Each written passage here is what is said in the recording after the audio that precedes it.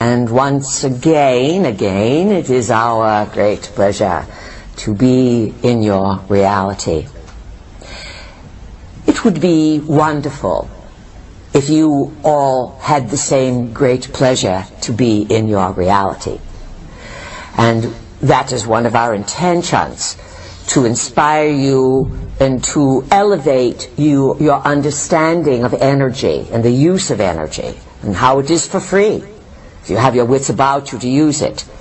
You are experiencing great pleasure by living, by being in your own reality. But over the years, we have become deeply invested in the human experience. People ask us all manner of questions about this and that, and over the years, we've had to wait for you to grow up.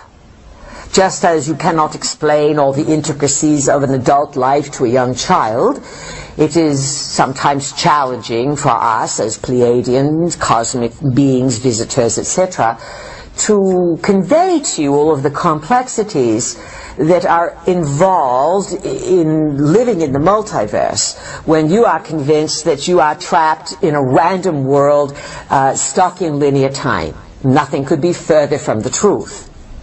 But it is so conditioned and programmed in your DNA and conditioned within your experience of reality that we've had to wait many years to watch you slowly, as a people, begin to pull back the curtains, to question their sacred cows, to question institutions that you know killed you at one time, punished you, put you in prison, separated you from your loved ones because you questioned. And you may have questioned something very simple. You may have told the church you saw the stars move. That, believe it or not, was enough to get you in big trouble at one time. People were not supposed to understand the heavens. Perhaps you saw shooting stars. You said the stars move. So within your experience of life, your ancestors and all the genetic memory that goes back to, as our vehicle was discussing with you, the origins of some of your genetic heritage. But beyond that, you also have mixings of other stellar influences.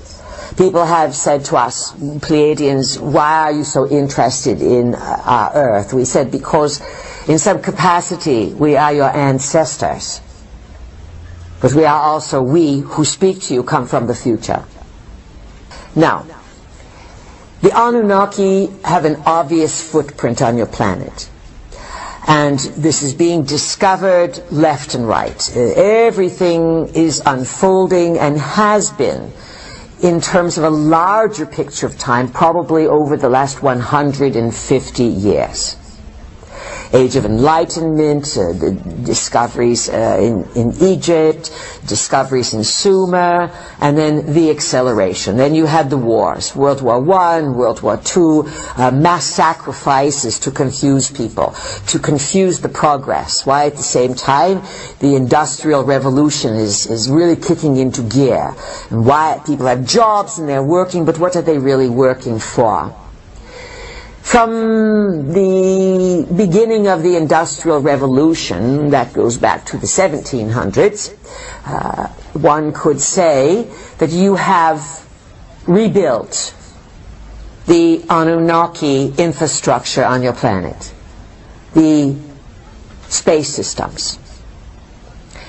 The Anunnaki, in visiting your world, had to construct spaceports, mission control centers. They had to lay out the land, landing pads, all this kind of thing for the rocketry that would move from Earth to heaven. And remember, Anunnaki translates as those who from heaven to Earth came. And you basically, if you step back and you say what's happened on Earth in the last 250 years, from the last time that Pluto conjuncted the galactic center. It conjuncted the galactic center in 1760s and then again in 2007. And everything started to rip open in the now. What's happened is that you have the capability to get into the air, and you have the capability and the ambition to go into space. Once many countries went into space, they found lots of opposition on Mars, on the Moon. Many probes have been turned off, shut down. Astronauts, your space people who go up there, they have been seeing all kinds of things, and they have been sworn to secrecy even back from the 60s, 70s. Some of them who caused trouble or who wanted to speak about it, there were lots of nervous breakdowns among the astronauts, lots of medical problems. They were made heroes in the paper, and their families are falling apart behind the scene because they are forbidden from speaking about what they saw, and what they saw were obvious evidence of civilizations in space. Think about how contrary that is. Now it's not possible to keep the genie in the bottle, to use one of your Earth colloquialisms. Everything is blowing up. Our vehicle explained the astrology to you, the timing. The Mayans were told way back when the long count calendar ends, big stuff is going to happen and we will return. The Christians, they're all up in a lather about the second coming. The Muslims, they are up in a lather about the return of the Mahdi, their prophet. The Hebrew Jews, they are sure that Jesus was not the prophet. There's someone else returning. You go into other parts of the world, and what you find are various prophecies and beliefs, different names, of course, and different calendar structures and methods of counting. But synchro out of synchro, they all point sort of to an evolving now. Now, from your point of view, you look at the clock and you say, well, it's midnight on 2012, and now it's not December 21 anymore, it's 22, and look, the world's still there, so must be that was all a hoax. That's your timing. You must understand that time is a local custom, and that you are still and will be for many years in the window of the end. The end. The end of a way of understanding reality. And because of certain people in the cosmos who set up these calendars, there's support for assisting you to come out of one ending and to be birthed into a new beginning. Yet a new beginning cannot start until the old is rendered asunder or demolished.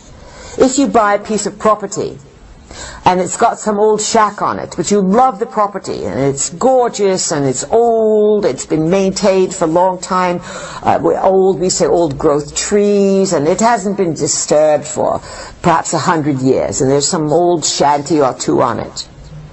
Are you going to just build your modern home on top of the shanty? No. You either build in a different place or you demolish the shanty. This is what's happening now. To attempt to build on top of the old will not work. So the old must crumble. And it is all in timing. And sometimes from your point of view it looks quite frightening. Because where's the paycheck going to come from? How am I going to pay the rent? How am I going to put the food on the table? All of these very basics. Now, in terms of these systemic changes, they are not happening solely on Earth. And because you are a very special place, living library, what happens here affects a lot of other life forms that have a genetic trace into your existence. Animals, plants, creatures, all of you. And because the humankind is undergoing two things. You are racing towards extinction. Your scientifics call this sixth extinction. That is, from their point of view. You've had these big extinctions on the planet before, and often what triggers a massive extinction can be a number of components. Sometimes there is a radiation event that occurs from cosmic sources, and many life forms die out or migrate to another version of Earth, and other life forms adapt to the radiation and go to a new level.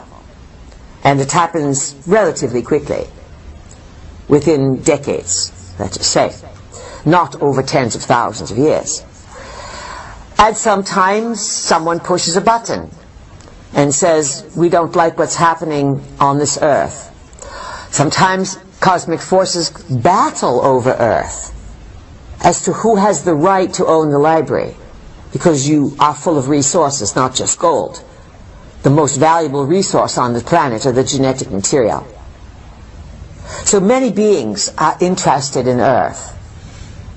Many are interested in maintaining your high gem quality. That means the pristine waters. That means supporting the life forms. And over the last, let's say, 3, 4, maybe 5 decades at the most, many people have been contacted by ETs of various types. And you are highly tricked on these ETs, because the Anunnaki, if they could design a prototype from which you are a descendant, a hybrid being, they can build any kind of creatures they want. Do you understand this? And then they can trick you and say, you see these creatures, they come from here, they really rule the Earth, and they are octopuses. You see these creatures here, they are raccoons. They are a separate race, they really rule the Earth. You get the picture, folks, without us going into too much detail here? That you have been tricked, not you, the governments of the world are meeting what are called organic life forms, or robotoids of sorts, that are built by the Anunnaki as forms of deception. They put them in rockets, they have them visit the Earth, the Earthlings go, wow, we're meeting ETs, there's so many of them out there. When perhaps they are models, they are designs, they are what you call AI. We call it RT Intel, artificial intelligence. Yet it looks really real. So much of what you are going to go through in the next number of years will be dismantling not only what's in the DNA, but you will be dismantling your beliefs about what you think reality is. And it's unfolding so quickly, human consciousness, into the complexities of the multiverse, that it's difficult for any of the humans to grasp these large pictures. And then if you can't grasp it, you put a belief on it, you say it must be like this, because that is as big as I can think. So understand that you are in a high learning curve.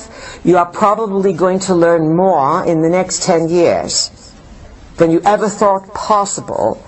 And reality is going to change this much. You are going to relearn, rethink everything. And then you will be helping others by generally moving into the healing arts to help sustain and support people through the trauma of, oh my God, that's not really real? And coming up to support you, Uranus and Aries, is all kind of new direction, new states of consciousness. So if you get new ideas, to break away from the old, to be inspired, to be trained in understanding how the body really operates. Everyone wants to go into, what is it called, IT? What does that stand for?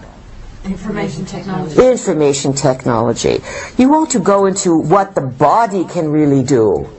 That is where you are going to have the most rewarding profession, is to help people get well. Not only in their physical body, but in their soul purpose, in the psyche. You have so much power that if you start saying, oh, that person's a pain in the back end, that person's a pain in the neck, and if you say those two words over and over again, guess what your body will do? It will follow your command. It does not care about the people. It listens to the words you say. You will have a pain in the neck and a pain in the back end.